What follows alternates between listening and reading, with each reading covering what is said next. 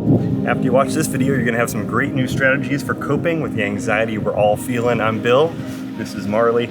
Lace up and let's get ready to go because we're getting through this together. Come on.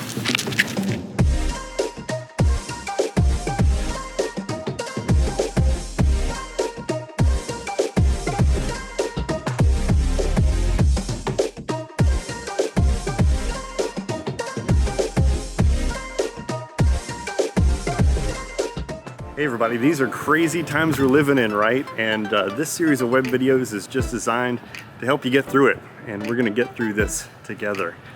I mean, look around. The world is crazy, man.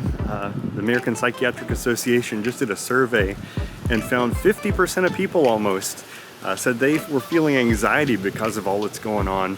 And 1 out of 3 people said it was severely impacting their mental health. So I don't know how you're holding up, but I just want to give you some tips for how to deal with it. And today's tip is pretty simple. Get out there, get your walking shoes on, get your running shoes on, and get active. It works, it's free, it's simple, and we're going to talk about why it works. Let's go inside and talk.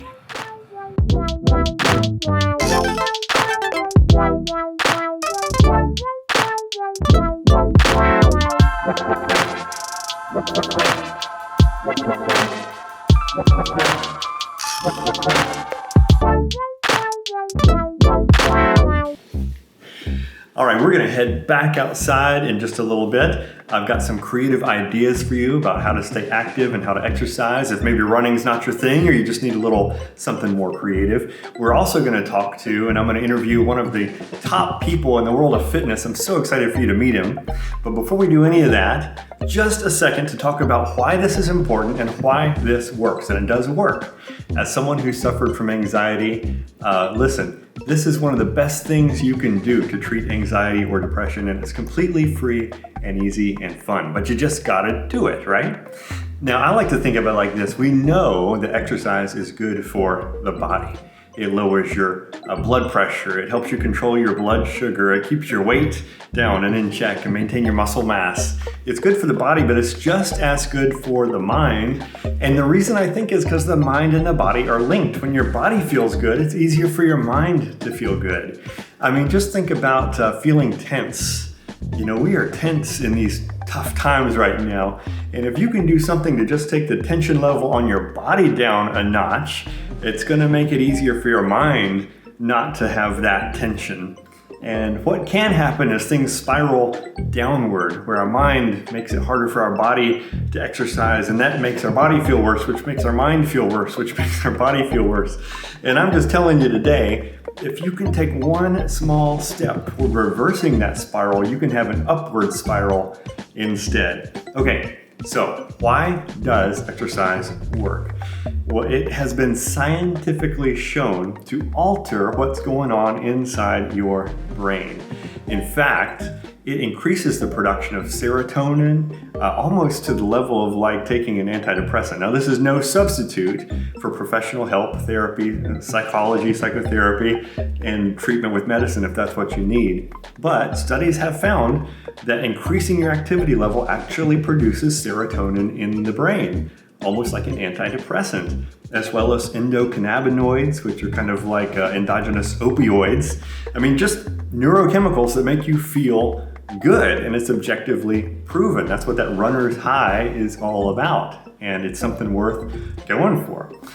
It also increases the amount of activity in the brain centers that control like rational thought and help you gain control over that fight or flight thing that we all have. And here's the thing about fight or flight. It is something that's built into us, I think, by God for a reason, but we're not meant to live in a state of fight or flight 24/7. And so doing some exercise helps you bring a little bit of rationality into that mix. I mean, think about it. When you're out running, you're distracted from your worries. You have to worry about traffic. You have to worry about curbs and potholes and pacing yourself and breathing. And maybe even you're distracted because you're listening to an audiobook or podcast or your favorite music. So exercise can be, if nothing else, just a great distraction.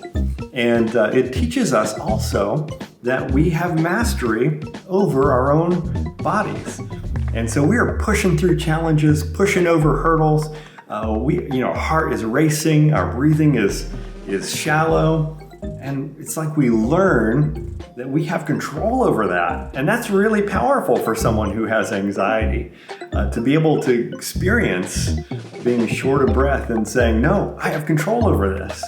And listen, for those reasons and about a billion more that I don't have time to get into, I'm just telling you, if you're one of those many, many, many, many, many people, including me, who's a little bit anxious in this time, you gotta give this a try. You gotta do something every day to get your activity level up just a little bit. I believe that's the way God made us, and that's the way He put us together, body and soul. They're connected, and we gotta take care of our bodies. Now, how do we do that? That's what I want to talk about for the rest of the time. We got some really creative ideas for you, starting with this guy I want you to meet, named Jose Rincon. Now, you are somewhat, maybe, I don't know if famous is the right word or not, but you're well known in the fitness world. You even coached or were on the training team that brought Mary Pierce to a Grand Slam championship, the Australian Open in 1995. I am guilty of that. Not famous, but yeah, I was part of that team.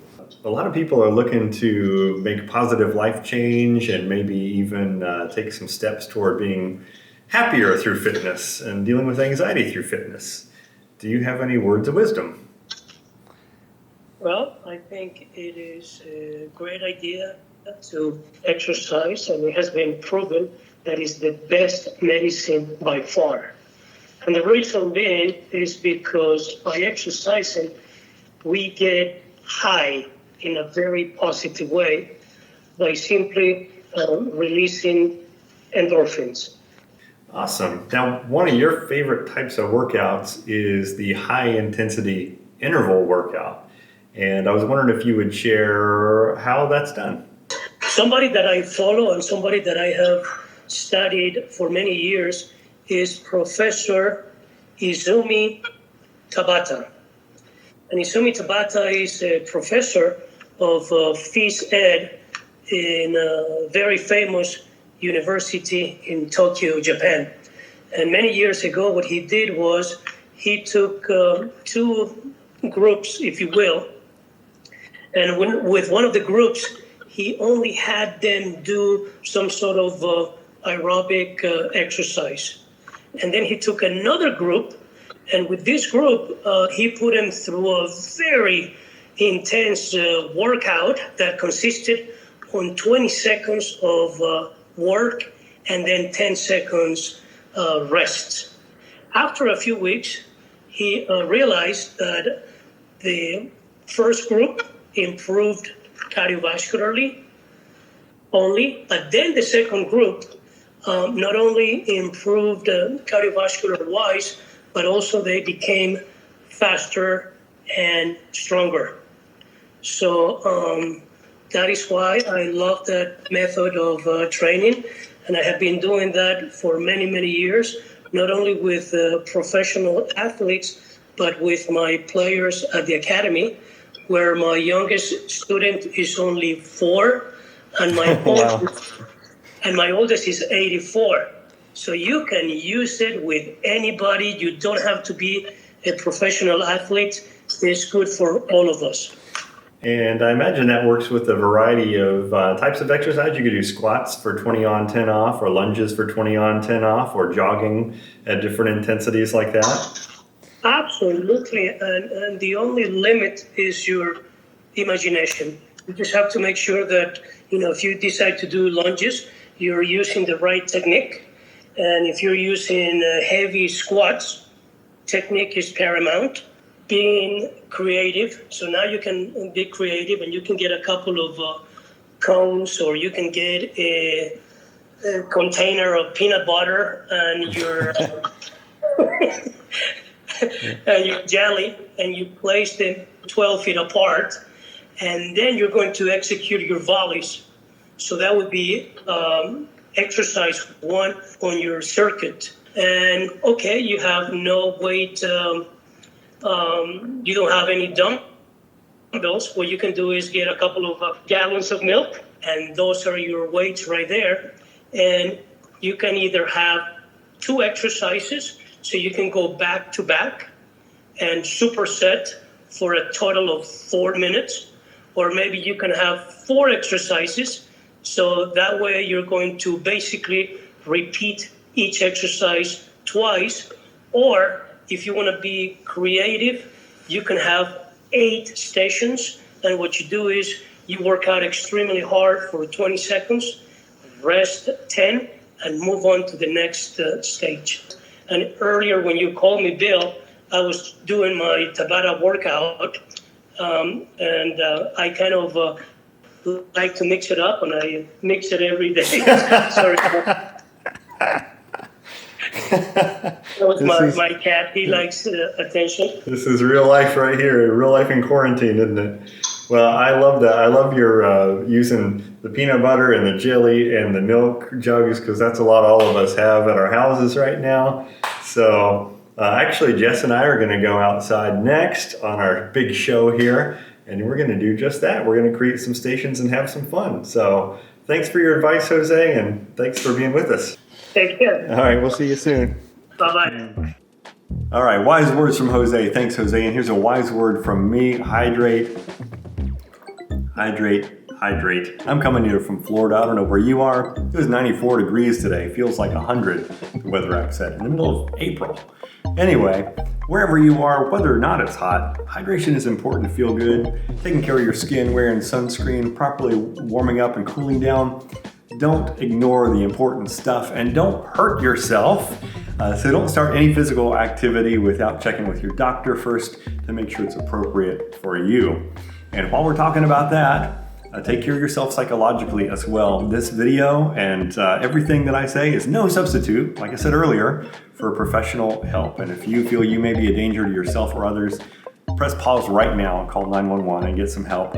A lot of folks, myself included, have had to reach out for professional help to make it through difficult times. And I'm a testimony that it works and it's worth it. So do it if you have to. Okay, now back to our show. As I promised, we're going to give you some good ideas for ways you can be creative in your exercise, your activity. And listen, it's all about creativity. I'm a tennis player, so I have some ideas focused around tennis. So I'm going to recruit Jess, and we're going to try something. Let's do this. So we saw that a tennis player named Andy Murray issued this challenge for couples to try to hit volleys back and forth in their front yard and try to do it 100 times in a row. So we tried that to warm up today, and that was kind of fun.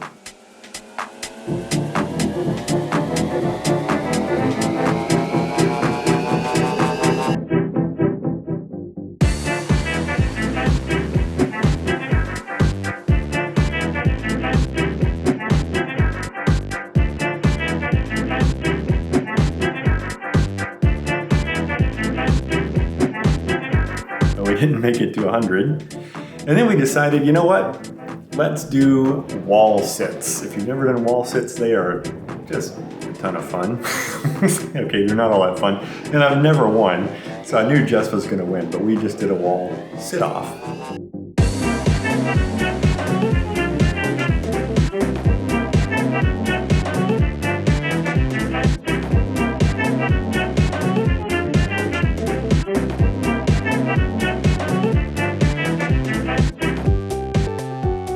My neighbor Juan, how do you stay in shape during these times? Walk a lot now. He walks a lot.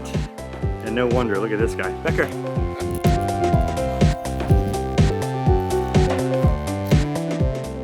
Then I grabbed some chalk and we made a little makeshift hopscotch on the sidewalk to do some footwork drills.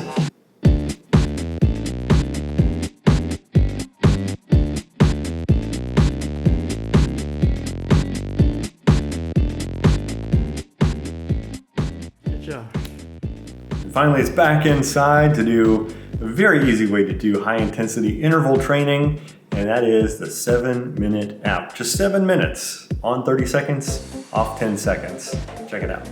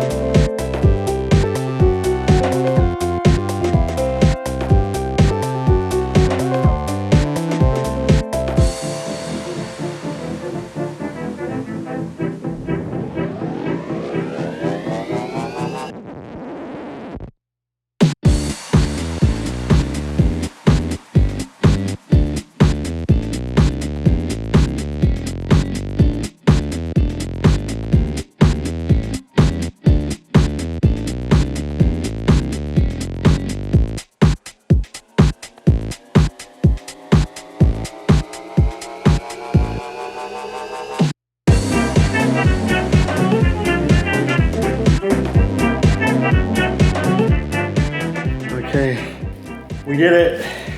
Kind of. Yeah. I feel good-ish. All right, that's it for this week's show. Get out and do something. You'll feel better after you did, physically and mentally. We're getting through this together. See ya. Marley, you need to get up and do something too. You need to do something with your life.